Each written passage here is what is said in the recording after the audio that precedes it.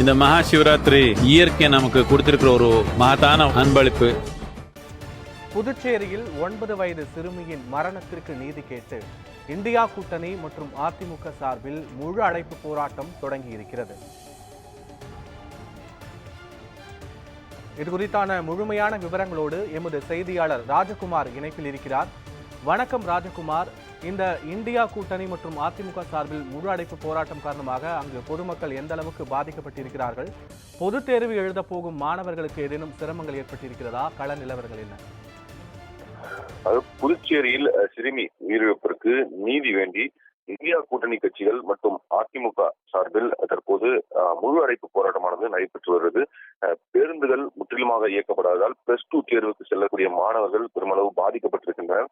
புதுச்சேரி முத்தியால்பேட்டை பகுதியில் பாலியல் துன்புறுத்தல் செய்யப்பட்டு கொலை செய்யப்பட்ட சிறுமியின் உயிரிழப்பிற்கு நீதி வேண்டியும் சிறுமி உயிரிழப்பிற்கு தார்மீக பொறுப்பேற்று உள்துறை அமைச்சர் நமச்சிவாயம் பதவி விலக கோரியும் சிறுமி உயிரிழப்புக்கு காரணமான குற்றவாளிகளுக்கு கடுமையான தண்டனை வழங்க வேண்டும். அதே போல நாளுக்கு நாள் அதிகரித்து வரும் கஞ்சா உள்ளிட்ட போதைப் பொருட்கள் நடமாட்டத்தை கட்டுப்படுத்த கோரியும் இந்தியா கூட்டணி கட்சிகள் மற்றும் அதிமுக சார்பில் இன்று காலை 6 மணி முதல் முழு அடைப்பு போராட்டமானது நடைபெற்று வருகிறது. மாலை 6 மணி வரை இந்த முழு அடைப்பு போராட்டம் காரணமாக புதுச்சேரியில் இருக்கக்கூடிய அனைத்து கடைகளும் மூடப்பட்டிருக்கின்றன. பேருந்து நிலையத்திலிருந்து அரசு பேருந்துகள், தனியார் பேருந்துகள், எந்த விதமான பேருந்துகளும் இயக்கப்படவில்லை.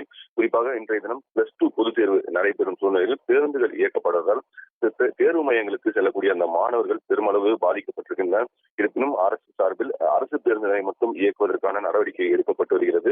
புதுச்சேரி எல்லைப் பகுதி வரை போலீஸ் பாதுகாப்புடன் இந்த பேருந்துகளை இயக்குவதற்கான நடவடிக்கை எடுக்கப்பட்டு வருகிறது. இருப்பினும் தற்போது வரை எந்த விதமான பேருந்துகளும் இயக்கப்படவில்லை. ஒரு சில அரசு பேருந்துகள் மட்டும் பேருந்து நிலையத்தில் தற்போது நிறுத்தி வைக்கப்பட்டிருக்கின்றன. அந்த பேருந்துகளை இயக்குவதற்கான நடவடிக்கை எடுக்கப்பட்டு வருகிறது. புதுச்சேரியின் முக்கிய வணிக வீதிகளான நேரு வீதி, அண்ணா சாலை, காமராஜர் சாலை உள்ளிட்ட பகுதியில் இருக்கக்கூடிய அனைத்து கடைகளும் மூடப்பட்டிருக்கின்றன. திரையரங்குகளிலும் இன்று 12 மணி காட்சி மற்றும் 3 மணி காட்சிகளுக்கும் ரத்து செய்யப்பட்டிருக்கிறது.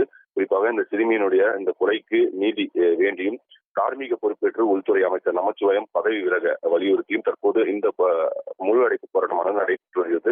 இந்தியா கூட்டணி கட்சிகள் சார்பில் சட்டமன்ற எதிர்க்கட்சி தலைவர் தலைமையில் இந்த போராட்டமும், அதே போல அதிமுக சார்பில் மாநில செயலர் அன்பழகன் தலைமையிலும் அதிமுகவினரும் இந்த முழு அடைப்பு போராட்டத்தில் பங்கேற்றிருக்கின்றனர்.